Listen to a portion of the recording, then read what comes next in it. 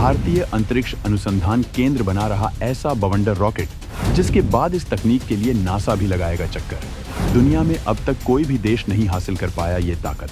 भारत कामयाबी से केवल एक कदम पीछे, जल्द रचेगा इतिहास। एयर ब्रीदिंग प्रोपल्सन कॉन्सेप्ट अंतरिक्ष में ले जाएगा सबसे आगे। दोस्तों, भारतीय अंतरिक्ष अनुसंधान केंद्र इसरो सैटेलाइट लॉन्चिंग के लिए सबसे ताकतवर तकनीक विकसित कर रहा है। अंतरिक्ष अभियान में सबसे ज्यादा इंपॉर्टेंट रॉकेट लॉन्चिंग तकनीक होती है। इसरो इस मामले में काफी आगे है, लेकिन फिर भी कुछ ऐसी तकनीकियां हैं जिन्हें वो हासिल करना चाहता है।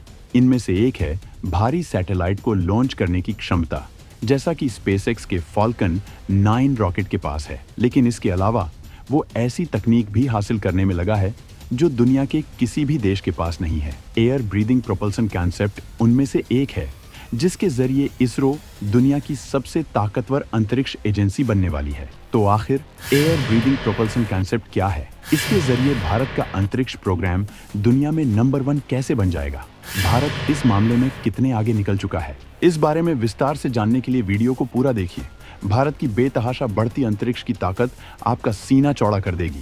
सामान्य रॉकेट ईंधन के साथ ऑक्सीडाइजर भी करते हैं इस्तेमाल। Air breathing propulsion concept oxidiser की जरूरत करता है खत्म, जिससे रॉकेट में ज्यादा पेलोड ले जाने की बढ़ जाती है जबरदस्त क्षमता। दोस्तों, अंतरिक्ष की जंग में सबसे ज्यादा महत्व तकनीक का है।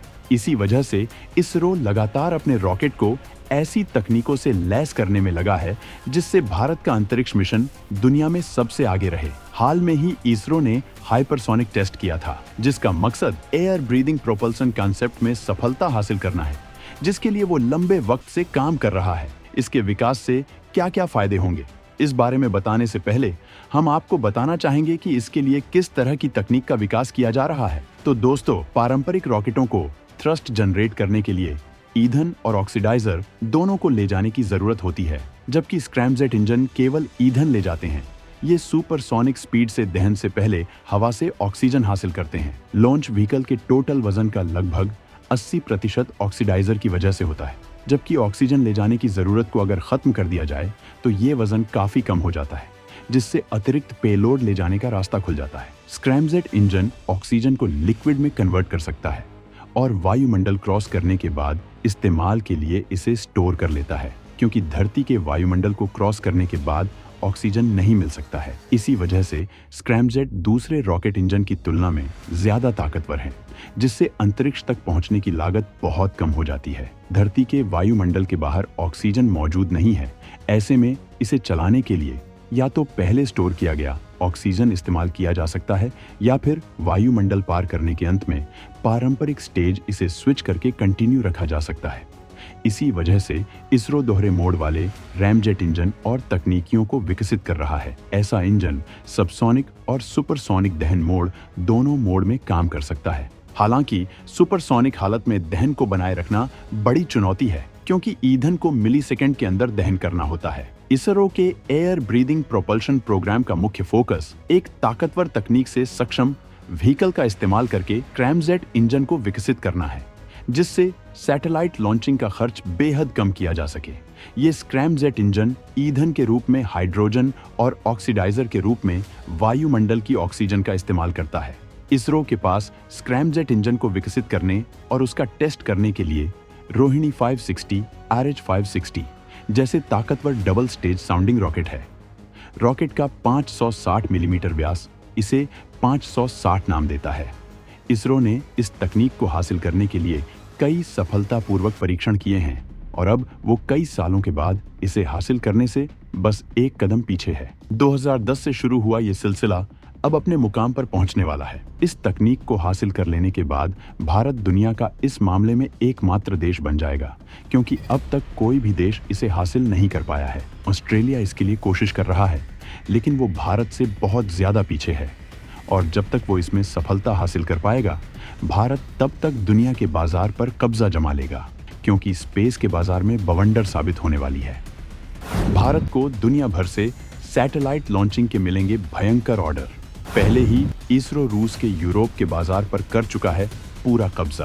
अब लागत कम होने की वजह से अमेरिकी कंपनियों के उड़ेंगे होश, दोस्तों, इस तकनीक में भारत को सफलता मिलने के बाद इसके जबरदस्त फायदे होंगे। भारत अंतरिक्ष के बाजार में अपनी धमक दिखा रहा है और दुनिया भर से उसे इसके लिए ऑर्डर भी मिल रहे हैं, क्योंकि भारत कम खर्चे में सटीक लॉन्चिंग कर रहा है। इसी वजह से अमेरिकी कंपनियां भी अपने देश में तमाम विकल्पों के बाद भी भारत की तरफ रुख कर रही हैं। वहीं भारत ने यूक्रेन जंग के बाद पहले ही रूस के यूरोप के बाजार पर कब्जा कर लिया है, क्योंकि यूक्रेन पर रूस के हमले के बाद यूरोप ने रूस से सारे रिश्ते खत्म कर लिए हैं और अपने सैटेलाइट लॉन्चिंग के ऑर्डर कैंसिल कर दिए। ऐसे में ये सारे ऑर्डर भारत ने हासिल कर लिए। अब भारत सैटेलाइट लॉन्चिंग के लिए सबसे बड़ा हब बनता जा रहा है। इसरो तमाम बड़े अंतरिक्ष मिशन को अंजाम दे रहा है। ऐसे में अपने भार को कम करने के लिए उसने तमाम निजी कंपनियों को तैयार कर दिया है और अग्निकुल कॉस्मोस जैसी कंपनियां अपना खुद का लॉन्चिंग पैड भी विकसित कर चुकी हैं। इसरो इन्हें मजबूत बनाने के लिए तकनीक सहायता दे रहा है। ये भारत सरकार की नीति है, जिससे अंतरिक्ष में भारत को पास इसरो के अलावा तमाम निजी विकल्प भी रहें और भारत दुनिया के अंतरिक्ष बाजार में सबसे बड़ा हिस्सा हासिल कर सके। अमेरिका में नासा के अलावा स्पेसएक्स जैसी कंपनियां हैं जो दुनिया में नासा से भी ताकतवर मानी जा रही हैं। दुनिया का हर देश अपने भारी सैटेलाइट को लॉन्च करने के लिए स्पेसएक्स का सहारा लेता है, क्योंकि उसके पास दुनिया का सबसे ताकतवर रॉकेट है। भारत भी ऐसी क्षमता हासिल करने में लगा है, लेकिन इससे पहले वो अंतरिक्ष में अपना स्टेशन स्थापित करना चाहता है। वहीं चांद पर भारतीय को उतारकर दुनिया को अपनी ताकत का एहसास कराना चाहता है। इसरो जो कुछ करने को सोचता है उसे पूरा करके ही मानता है। चांद पर वो सबसे डिफिकल्ट मिशन को अंजाम देना चाहता था और दक्षिणी पोल पर उतरकर उसने साबित कर दिया है कि अंतरिक्ष में बेजोड़ ताकत है। इसी वजह से दुनिया अब खुलकर भारत को महाशक्ति मानने लगी है, जिसकी धमक के आगे किसी का कुछ नहीं चलता है। भारत वही करता है जो उसे अच्छा लगता है और जिसमें देशवासियों का हित होता है।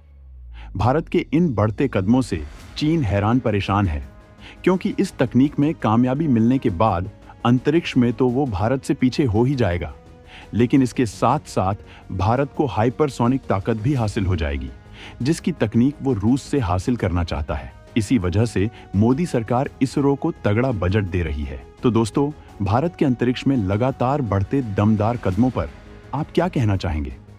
इस पर अपने विचार जरूर कमेंट करें और इसरो के समर्थन में वीडियो को लाइक जरूर करें।